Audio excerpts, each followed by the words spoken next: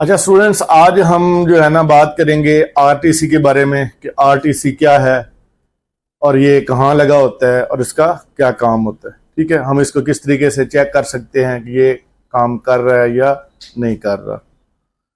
RTC एक्सो की तरह ही एक क्रिस्टल है जो हमें आरटीसी क्लॉक बनाकर देता है। ये एक फ्रीक्वेंसी बनाता है। फ्रीक्वेंसी बनाने के लिए इसको वोल्टेज की जरूरत होती है और ये वोल्टेज हम इसको प्रोवाइड करते हैं। सबसे पहले हम आरटीसी को समझने के लिए जो है ना, इसका पूरा नाम जो है वो है आरटीसी रियल टाइम क्लॉक। इसका जो यूनिट होता है KHZ, किलो हर्ट्ज। ठीक है, एक्सो क्रिस्टल के बारे में हमने जब देखा था तो वहां पर वो मेगा हर्ट्ज में उसका यूनिट था, उसकी फ्रीक्वेंसी जो थी वो मेगा हर्ट्ज में थी। ठीक है, लेकिन यहां पर जो आरटीसी है ये किलो हर्ट्ज में फ्रीक्वेंसी जनरेट करता है, इस वजह से इसका यूनिट जो है वो किलो हर्ट्ज में रखा गया। ठीक है, अच्छा उसके बाद अब ये सवाल पैदा होता है कि यार ये कितने किलो हर्ट्ज की फ्रीक्वेंसी जनरेट करता है, तो ये 32 किलो हर्ट्ज की फ्रीक्वेंसी जनरेट करके देता है। अच्छा, इसका जो कोड होगा वो होगा आरटीसी भी इसके साथ लिखा हो सकता है या एसओसी भी लिखा हो सकता है। अगर आप बोर्डिंग स्कीमेटिक डायग्राम के अंदर जाके देखेंगे तो आपको यहां पर आरटीसी या एसओसी लिखा हुआ नजर आएगा। अच्छा, उसके बाद इसका सिंबल देखते हैं कि आपको डायग्राम के अंदर इसका सिंबल कुछ इस तरह से नजर आएगा। ये एक्सो क्रिस्टल के सिंबल से मिलता जुलता है, बस इसके अंदर जो ये बॉक्स बना हुआ है ये थोड़ा लेंथी होता है और एक्सो क्रिस्टल के सिंबल के अंदर जो बॉक्स होता है वो थोड़ा चकोर होता है। उसके बाद इस क्रिस्टल को जो है 2.8 की सप्लाई दी जाती है। ठीक है, इसको जो वोल्टेज मिलते हैं वो 2.8 होते हैं और उसके बाद ये फ्रीक्वेंसी जो है जनरेट करता है। फ्रीक्वेंसी जनरेट करने के बाद ये इस फ्रीक्वेंसी को सीपीयू की तरफ दी जाती है। अच्छा, ये जो अपनी इसकी आरटीसी की फ्रीक्वेंसी है इसके ना दो नाम आते हैं। अगर ये मीडियाटेक के अंदर आप देखेंगे तो वहां पर आपको आरटीसी क्लॉक मिलेगी और अगर आप इसको कॉलकॉम के अंदर देखते हैं तो वहां पर ये आपको स्लीप क्लॉक के नाम से मिलेगी। ठीक है, मीडियाटेक में आरटीसी क्लॉक और कॉलकॉम के अंदर स्लीप क्लॉक। ठीक है, और इसके जो वोल्टेज होते हैं उनका नाम होता है VRTC। ठीक है, 2.8 जहां पर मिल रहे होंगे वहां पर साथ लिखा होगा VRTC, मतलब कि आरटीसी के लिए जो वोल्टेज है उनको VRTC 2.8 बताया जाएगा। ठीक है, डायग्राम के अंदर 2.8 लिखा होता है, उसके अंदर ये पॉइंट नहीं डाला जाता, तो आपने 2.8 का मतलब 2.8 ही समझना है। उसके बाद हम जो अगली चीज देखेंगे कि इसकी जो है ना, ये पुराने मॉडलों के अंदर देखें जब कीपैड वाले सेट होते थे या नोकिया के सेटों में ये जो है ना ये इस तरीके से ना नजर आती थी। ठीक है, किसी भी दूसरी डिवाइस के अंदर ये जो है ना इस तरीके से नजर आती है, लेकिन आजकल जो है ये पावर आईसी के अंदर जो है ना, जितने भी आजकल के मॉडल हैं या जो लेटेस्ट मॉडल हैं उनके अंदर पावर आईसी के अंदर ये बिल्ट इन कर दी गई है। ठीक है, ये बाहर आपको नजर नहीं आएगी, सिर्फ बाहर आपको पावर आईसी के करीब एक कैपेसिटर नजर आता है जिसके ऊपर हम इसके इनपुट वोल्टेज चेक कर सकते हैं।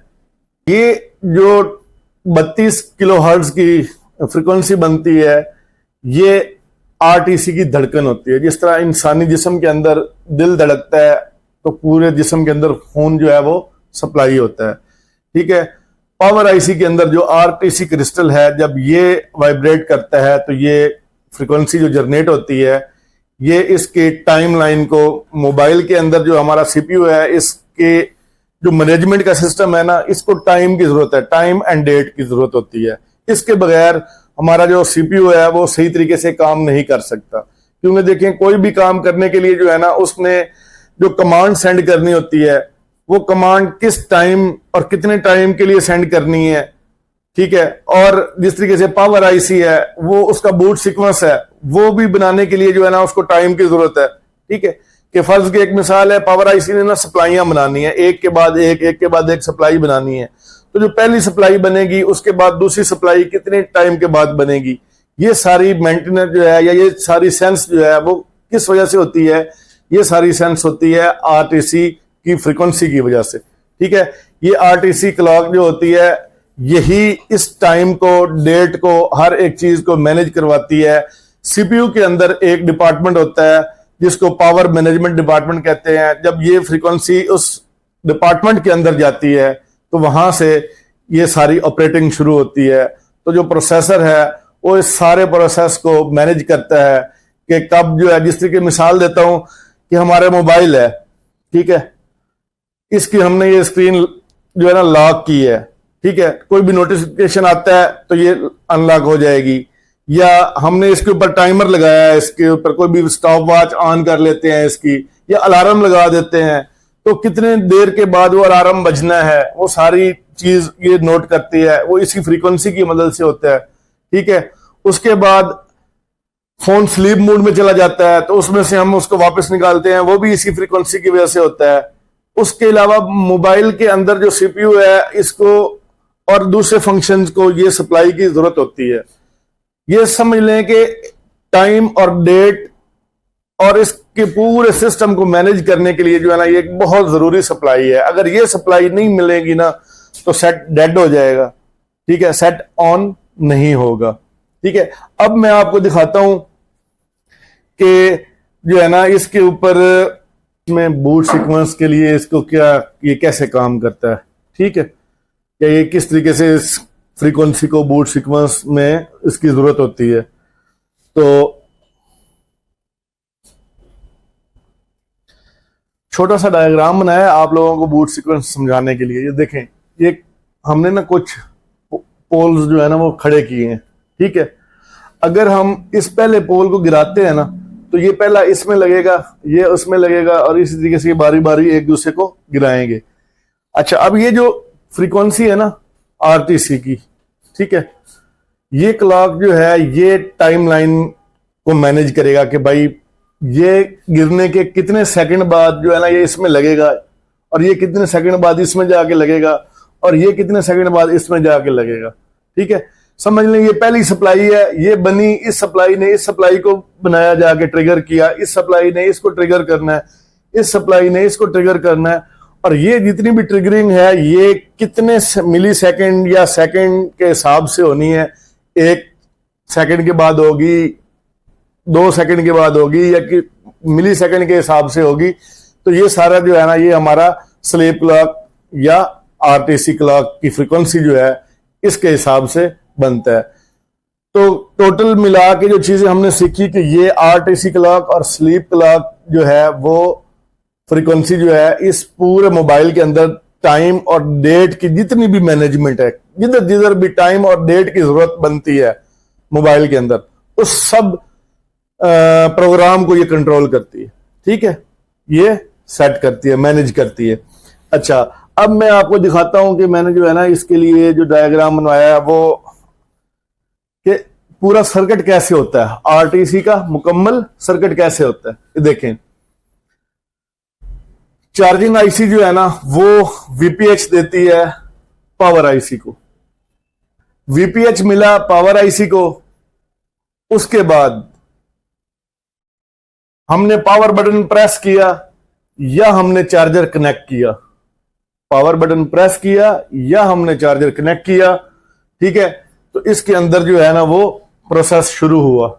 ठीक है, पावर आईसी ने अपने बूटिंग शुरू की। ठीक है, यहां पर क्या होगा कि पावर आईसी से एक वीआरटीसी 2.8 वोल्टेज निकलेंगे जो पावर आईसी के अंदर वीआरटीसी डिपार्टमेंट के अंदर जाएंगे और इस क्रिस्टल को जो है वो ऑपरेट करवाएंगे।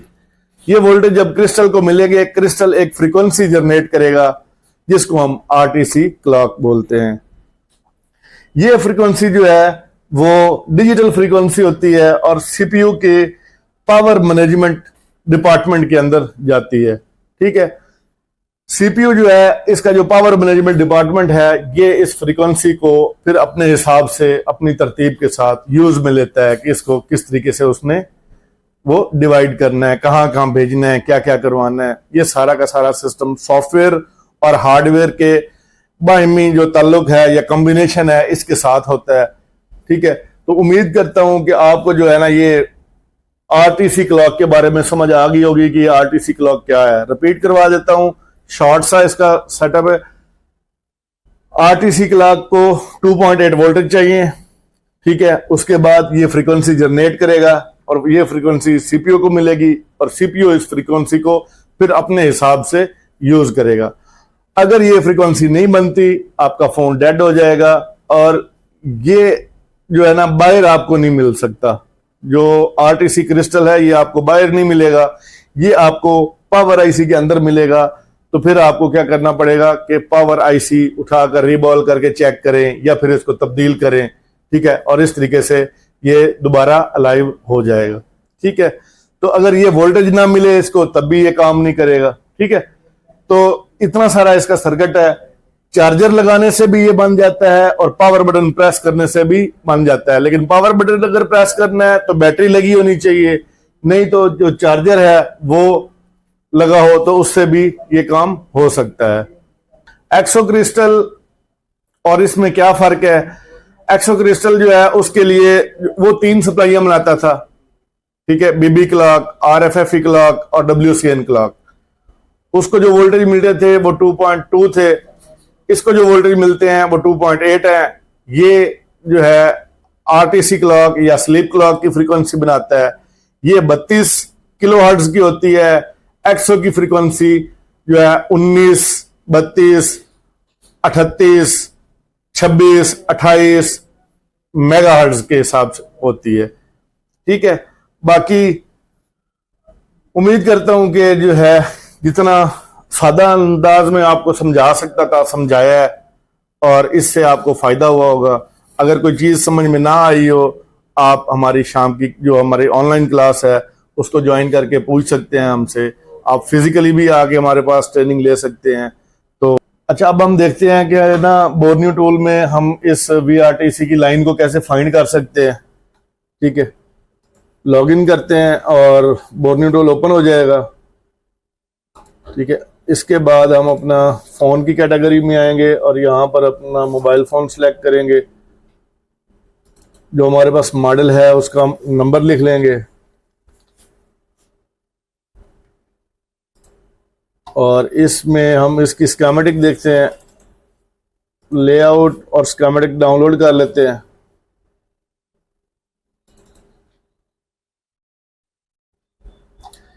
जस्ट हमने स्कीमेटिक के अंदर जाके जो है ना सर्च बार में लिखना है VRTC, ठीक है। जैसे ही हमने VRTC लिखना है तो ये सॉफ्टवेयर हमें जो है ना पावर आईसी का जो आरटीसी डिपार्टमेंट है उसके अंदर लेके जाएगा और यहाँ पर हमें नजर आ सकते हैं कि देखें कि एक कैप पैरेलल लगा हुआ है। अच्छा, अब यहाँ से ना हम देखते हैं कि ये जो 32 किलोहर्ट्ज की फ्रीक्वेंसी है ये कहाँ पर जा रही है। तो हम इसके ऊपर क्लिक करते हैं तो ये सीपीयू के अंदर जो है ना ये देखिए पीएमयू डिपार्टमेंट है, पावर मैनेजमेंट डिपार्टमेंट, इसके अंदर आई है 32 किलोहर्ट्ज की। ये देखें ये फ्रीक्वेंसी है आरटीसी 32 किलोहर्ट्ज की फ्रीक्वेंसी है और ये इसकी सीपीयू की H26 नंबर की पिन है, इसके ऊपर आई है, ठीक है।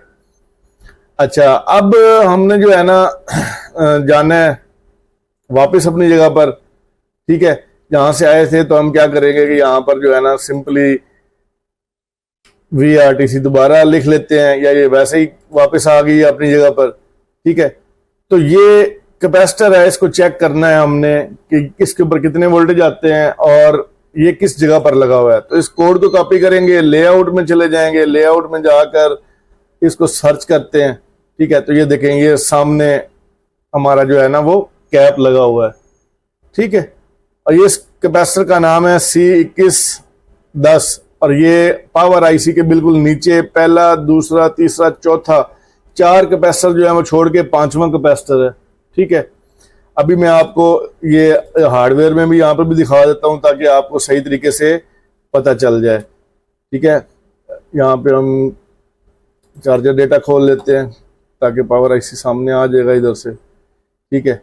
ये देखें ये पावर आईसी आ रहा है, ठीक है। और इसमें ये देखें 1, 2, 3 और 4, ये वाला जो चौथा कैपेसिटर है ना ये वाला, ये है इसका VRTC का कैपेसिटर। अगर इस कैपेसिटर के ऊपर आपको 2.8 वोल्टेज मिलते हैं तो समझ लें कि ये 2.8 वोल्टेज आरटीसी क्रिस्टल के लिए बनाए गए हैं, ठीक है। और अगर आरटीसी खराब होता या उसमें कोई मसला होता तो ये वोल्टेज नहीं बनने थे, ठीक है। अगर ये वोल्टेज नहीं बनते तो समझ जाएं कि आरटीसी डिपार्टमेंट खराब है, अब आपने इसको रीबॉल करना है, पावर को या चेंज करना है, वो देखना पड़ेगा। लेकिन उसको टेस्ट करने के लिए कि यहाँ पर अगर वोल्टेज बांध रहे हैं तो समझ लें कि आरटीसी क्रिस्टल ओके है, और अगर यहाँ पर वोल्टेज नहीं बांध रहे तो इस डिपार्टमेंट में प्रॉब्लम है। सैमसंग में भी आप देख सकते हैं, सैमसंग के अंदर जो है ये देखें, ये आरटीसी क्रिस्टल लगा हुआ है, ठीक है। यहाँ से ये क्रिस्टल जो है फ्रीक्वेंसी बना के देखें, एक्सटेल इन ये फ्रीक्वेंसी क्रिस्टल में जा रही है, और यहाँ से एक्सटेल आउट ये वाली ये फ्रीक्वेंसी वापस आ रही है पावर में, और पावर से यहाँ से होती हुई ये देखें SOC लिखा हुआ है। मैंने आपको पहले ही बताया कि या आरटीसी भी लिखा हो सकता है और SOC भी लिखा हो सकता है। तो ये SOC 32 किलोहर्ट्ज की ये फ्रीक्वेंसी यहाँ से, ये देखिए ये तीर का निशान भी बता रहा है कि ये पावर आईसी से बाहर जा रही है, ठीक है। ये देखेंगे ये सामने ये यहाँ से निकल रही है, और ये जा किधर रही है अब इसको सर्च कर लेते हैं कि ये किधर जा रही है।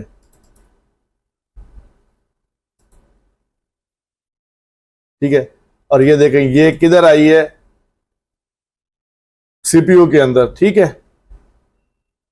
ये सीपीयू के अंदर इसने आके ये देखें मेन क्लॉक 32 किलो की ये फ्रीक्वेंसी जो है ना सीपीयू के अंदर आई है यहाँ पे, ठीक है। ऑपरेटिंग सिस्टम जो है इसका इसके अंदर इन हो गई है, ठीक है। तो इस तरीके से आप जो है किसी भी जो स्कीमेटिक में से जाके ना उसकी ट्रेसिंग कर सकते हैं, और ट्रेसिंग करने के बाद आप उस लाइन को रिपेयर कर सकते हैं।